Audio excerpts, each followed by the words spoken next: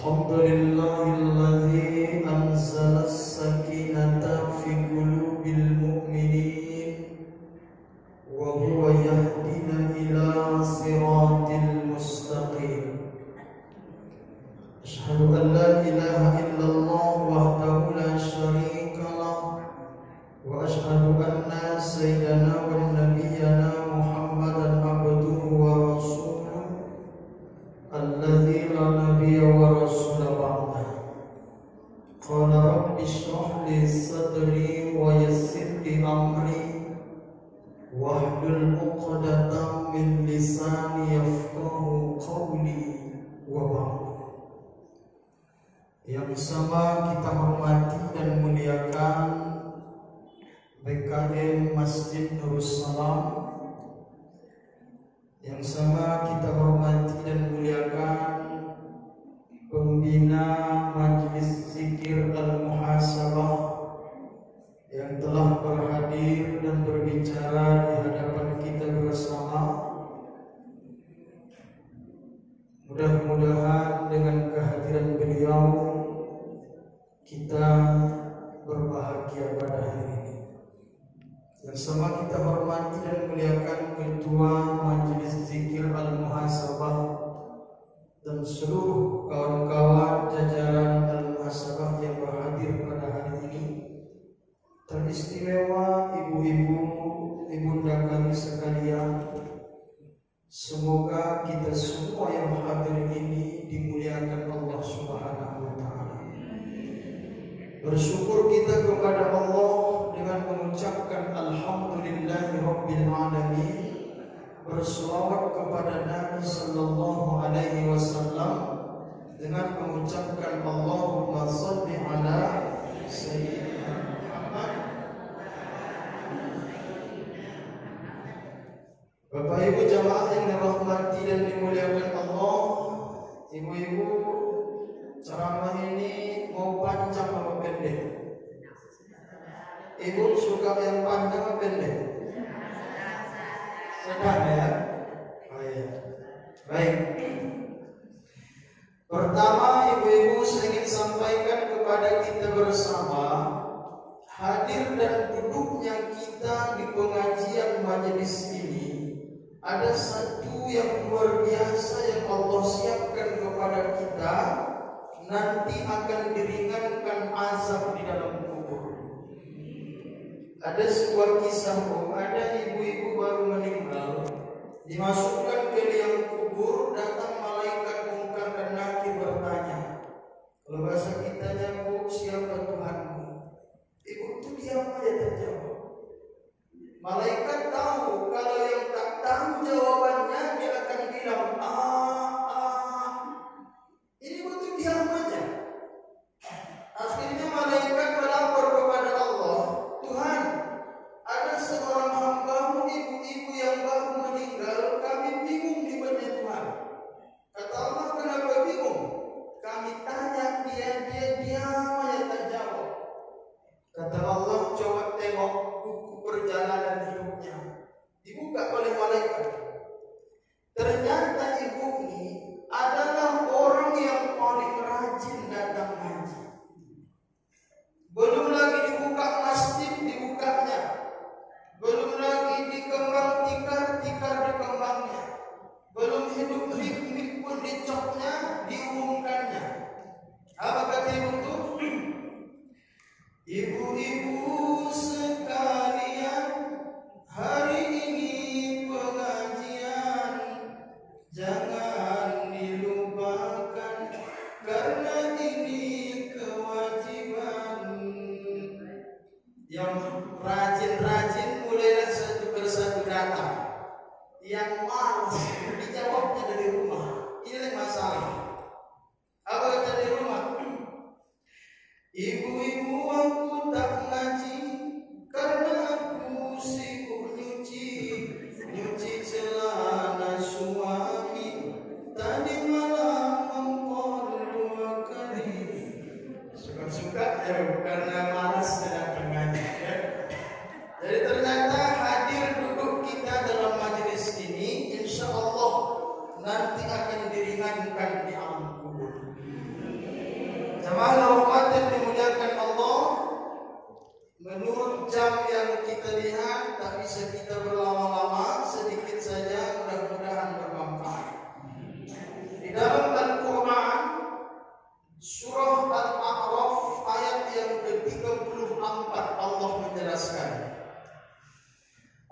billahi minasyaitonir rajim.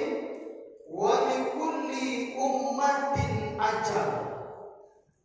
Fa idza jaa ajaluhum la yastakhiruna sa'ah wa la yastaqdimun. Kata Allah, setiap umat itu mempunyai ajal. Apa itu ajal? Batas waktu kehidupan. Kalau ajal itu telah datang, kata Allah, tidak bisa dimajukan, tidak bisa dimundurkan walau sesaat. Tapi Ustaz, kok ada doa panjang umur? Ada doa panjang umur? Ada kan? Ya Allah, panjangkanlah umur kami ya Allah. Kenapa ada doa ini? Tapi kata Allah tak bisa ditambah. Ternyata para ulama mengatakan, Bu, yang dimaksud umur panjang itu bukan ditambah angkanya. Tapi ketika kita nanti sudah meninggal, sudah mati, orang masih bercerita kebaikan tentang kita. Kata orang dulu masih hidup ibuku, maju kali pernikahan kita. Itulah kira-kira. Tapi jangan sampai cerita itu tidak baik. Jangan sampai orang bilang dulu waktu hidup ibuku hajat, nggak pernah aman pernikahan, recu aja kalau ada dia. Bahaya, ya. Jadi cerita kebaikan dalam perbuatan yang kita tinggalkan, inilah namanya umur panjang. Maka kalau batas waktu itu belum datang, sedahsyat apapun bencana datang, kita pasti selamat. Memang kemarin ada gempa di Cianjur, itu ada nggak yang selamat? Ada. Banyak. Ada yang mati, ada yang luka-luka, ada. Kenapa Allah tidak selamatkan mereka semua? Apakah Allah tidak sanggup menyelamatkan mereka semua? Allah sanggup.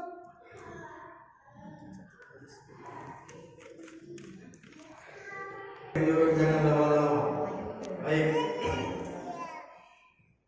Kenapa Allah tidak menyelamatkan mereka semua dari bencana itu?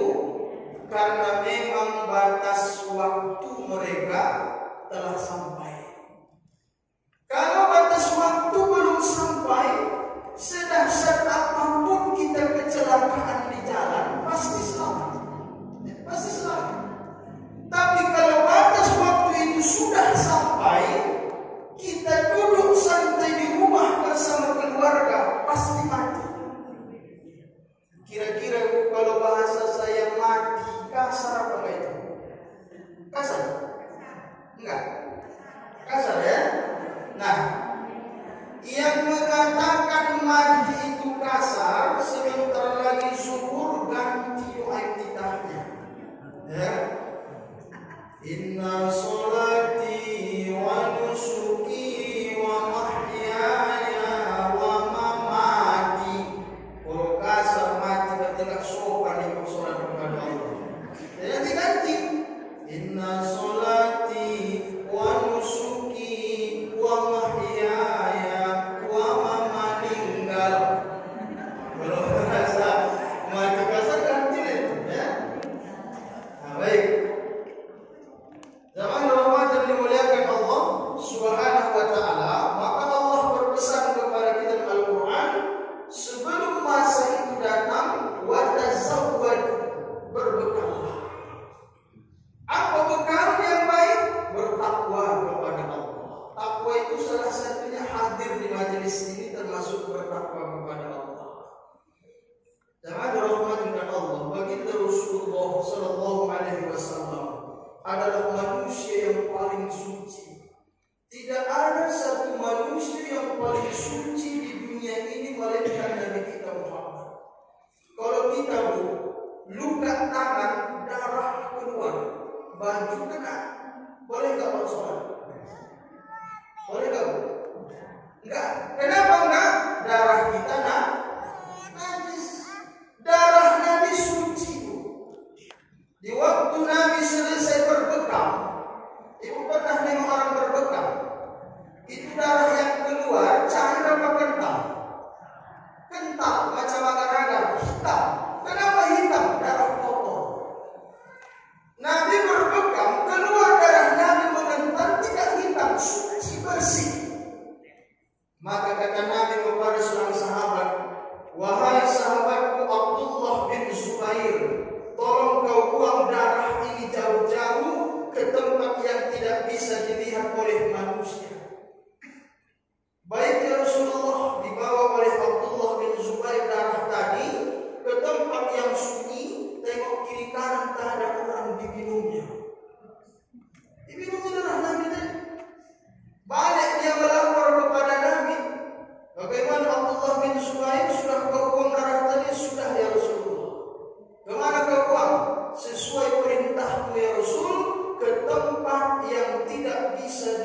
manusia. Dia kemana kau buang, kata Nabi? Ke sini ya Rasulullah. Kok kau minum? Tapi Nabi bilang jangan tengok orang. Apa kata Nabi? Wahai Abdullah bin Zubair, jasadmu ini haram disentuh api neraka. Kenapa haram? Mengalir darah suci Nabi di dalam dirinya. Maka Nabi itu paling suci. Tapi apa yang terjadi ketika Nabi sakratul maut? Datang malakul maut ke rumah Nabi sendirian. Kata Nabi, ya sahabatku malakul maut, kenapa tidak ikut malaikat Jibril bersamamu? Pertanyaan itu tak dijawab oleh malakul maut. Langsung dipanggil malaikat Jibril. Jibril pun datang. Kata Nabi, wahai Jibril, khabarkan kepadaku, sampaikan kepadaku apa hakku di hadapan Allah. Kata malaikat Jibril, Muhammad Rasulullah, saat ini seluruh pintu langit sudah terbuka. Seluruh malaikat sudah berbaris menanti kedatanganmu ya Muhammad. Seluruh pintu surga terbuka lebar merindukan kedatanganmu. Kalau kita itu senang kaya kita itu, tapi Nabi tidak. Apa kata Nabi? Wahai Jibril, bagaimana kelak nasib umatku?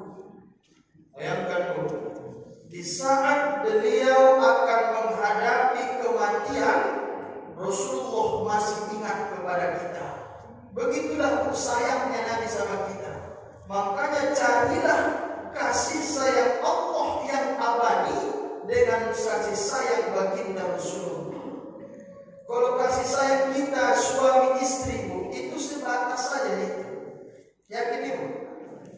Ketika nanti ibu meninggal, suamimu hari pertama menangis, hari kedua dia menangis, hari ketiga dia menangis, hari ketujuh kering air matanya, menetes air liurnya. Tapi itu mau kawin lagi dia.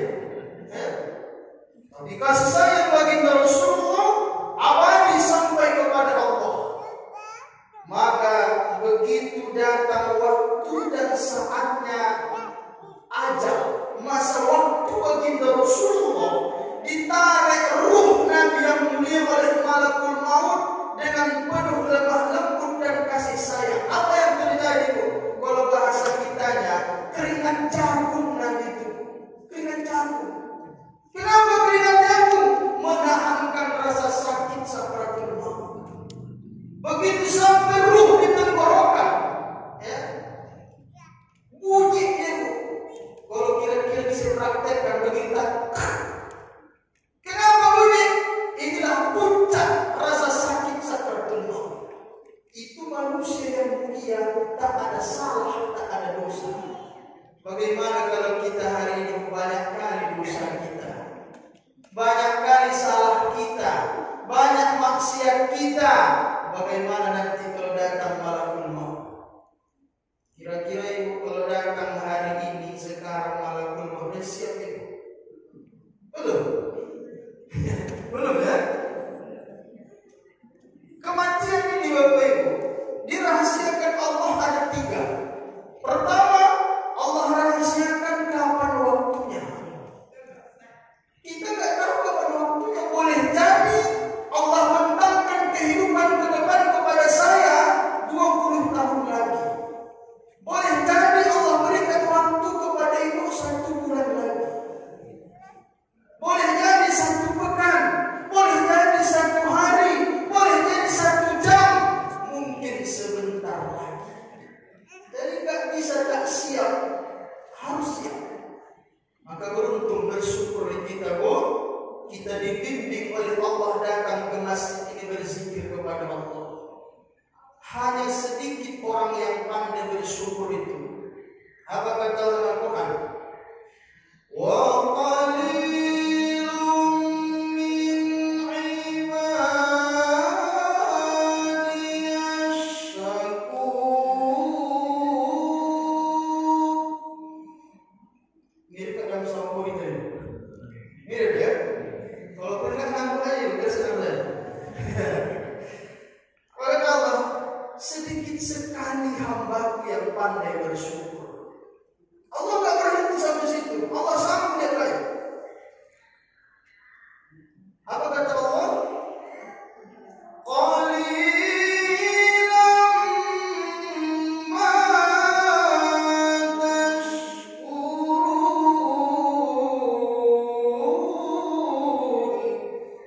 Sedikit sekali yang mereka syukurkan, kata Allah. Maka mudah-mudahan dengan hadirnya kita di masjid ini, di majelis ini, kita akan tergolong orang yang pandai bersyukur kepada Allah. Maka dimanapun, kapanpun Bapak Ibu, buatlah baik agar nanti cerita kehidupan kita diceritakan orang yang baik-baik. Makanya pesan-pesan itu apa katanya? Bila diri ingin dipandang, jauhi kata tinggi melambung, jauhi sifat ayam di kandang, bertelur satu ribut sekampung, jauhi sifat ayam di kandang, bertelur satu ribut sekampung. Tengok ayam, keluar telur, ribut sekampung, sedikitnya telurnya. Jangan kayak ayam kita, ya. Maka jangan dirahmati Allah Subhanahu wa taala. Balik kita ke kajian tadi, marilah kita berbekal untuk menghadapi namanya kematian. Ya. Kata Nabi, ketika nanti sakaratul maut akan muncul kebiasaan sepanjang hidup kita. Kalau kita biasa berzikir, akan muncul nanti ketika sakaratul maut zikir. Maka ketika dibisikkan, ucap la ilaha illallah, ibu gampang aja ucapkannya. Kenapa gampang? Ibu terbiasa berzikir kepada Allah. Tapi kalau tak terbiasa, ini akan sulit. Padahal kata Nabi, siapa akhir kalamnya la ilaha illallah, dakhulal jannah. Siapa yang akhir kalamnya ucapannya la ilaha illallah, masuk surga. Makanya kalau anak keluarga yang sakarat membisikkan itu, jangan rame-rame menjerit nangis-nangis. Bingung dia mau mati tadi. Ada 5 anaknya, semuanya